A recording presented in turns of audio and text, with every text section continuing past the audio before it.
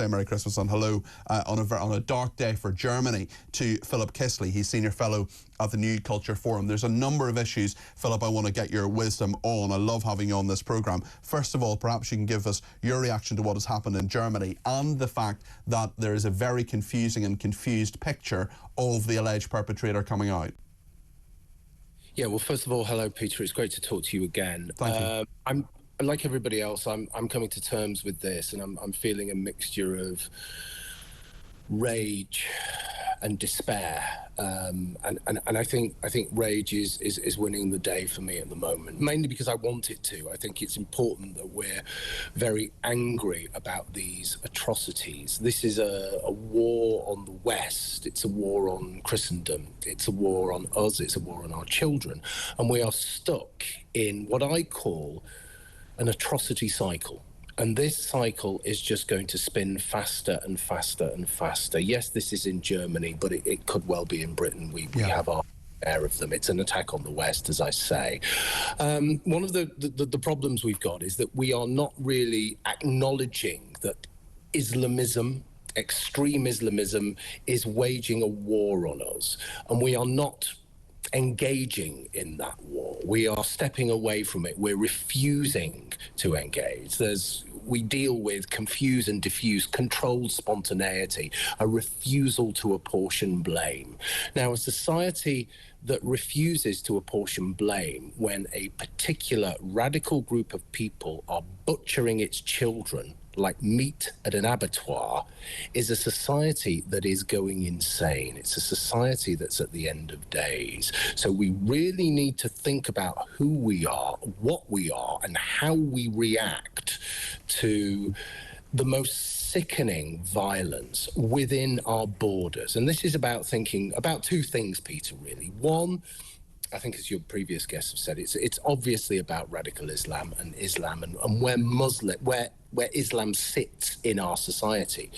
But two, it's also about mass immigration. And we have to think about this person who allegedly came to Germany in 2006 from Saudi Arabia. Why did he get into Germany? Why did he come to Europe? Who's responsible for opening the doors? And I think there are a lot of questions as well, Philip, in regard to how he portrayed himself, what he said he was versus what he was. And I don't think we can take at face value, nor should we, because if anybody engages critical thinking as you, Philip, how he portrayed himself versus what his actual thoughts, motivations, considerations and actions actually were. Because Saudi Arabia wanted him back, they alleged all sorts of very tricky things and very difficult and very serious charges against him. He said essentially that he was helping people flee a regime. We just don't know, and okay, it's less than 24 hours, and the picture that we're building of this suspect is a confused one. Yeah, I mean, it's confused, it's confusing, it will get worse. But there's an element of gaslighting going on here, I think. There's this sense of, oh, well, we don't know. We kind of do know something. We know that... But what do we know, Philip, from what you've read and considered about it? What do you think we can say definitively about this suspect? Yeah, we know that an immigrant from Saudi Arabia who came to Europe has mutilated and attacked and murdered a load of people in a Christian Christmas market. Those are the facts, okay? Those are the facts. And we'll probably be more deaths and all the rest of it, but those are the facts. So we can extrapolate from there, and we can think about the context, the conditions in which this has happened, and we can think about recent history, and we can think about other atrocities, and we can think about the narratives and disinformation around other atrocities like Southampton, like Southport, for example, and think about where we get there. So we can't make any kind of hard and fast decisions at the moment, but we do have to be sensible about this, and we do have to think about the person who perpetrated this. Yes. Yes, and those questions will be there and will remain. I see the Mayor of Magdeburg, the City Mayor Simone Boris, has announced a memorial service will be held at 7 o'clock tonight, German time, that's 6 o'clock UK time. He says, "I'm shocked, deeply affected, and my heart goes out to the victims and their families." She said, sorry, it's a woman, of course.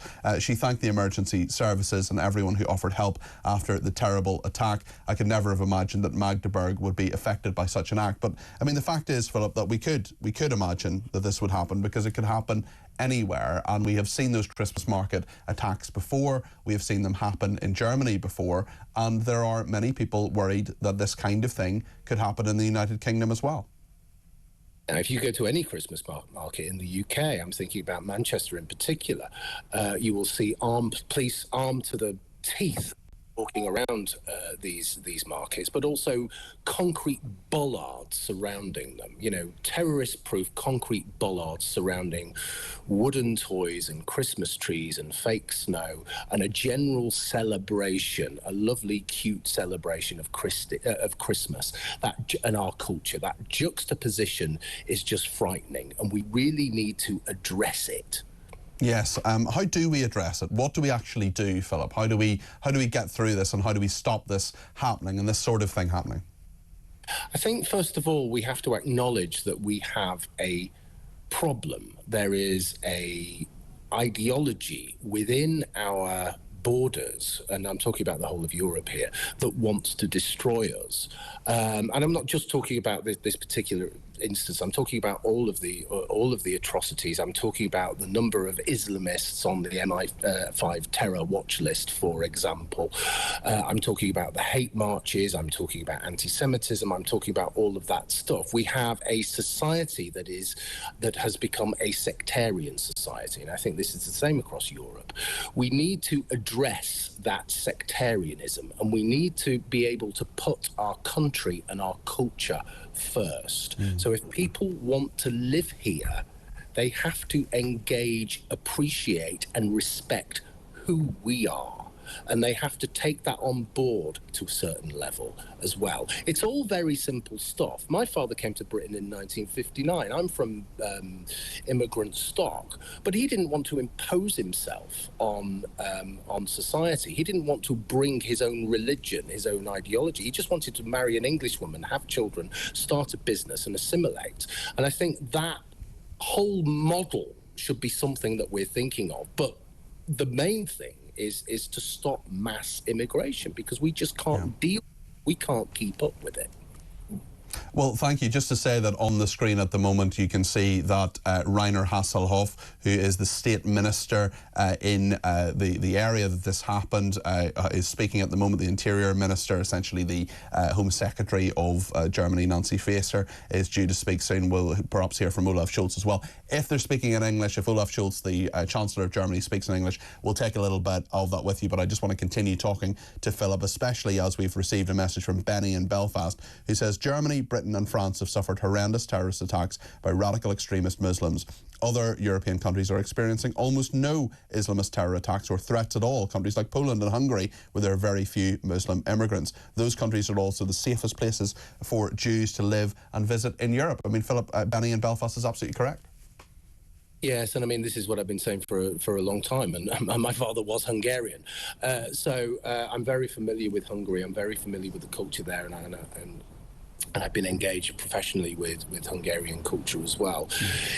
We are dealing with the fallout, as I say, of mass immigration. We keep coming back to the same thing, but we're also dealing with a sense of self-loathing. We're dealing with a sense of cultural guilt. We are constantly negating ourselves as a society and as a culture. We constantly champion everybody else, and we tend to hate ourselves, and we need to stop doing that, because it's self-harm. Let me ask you about another societal issue. I think this is fundamental to a society: free speech, freedom of expression. And we're in a situation with another story which I'm really angry about this morning.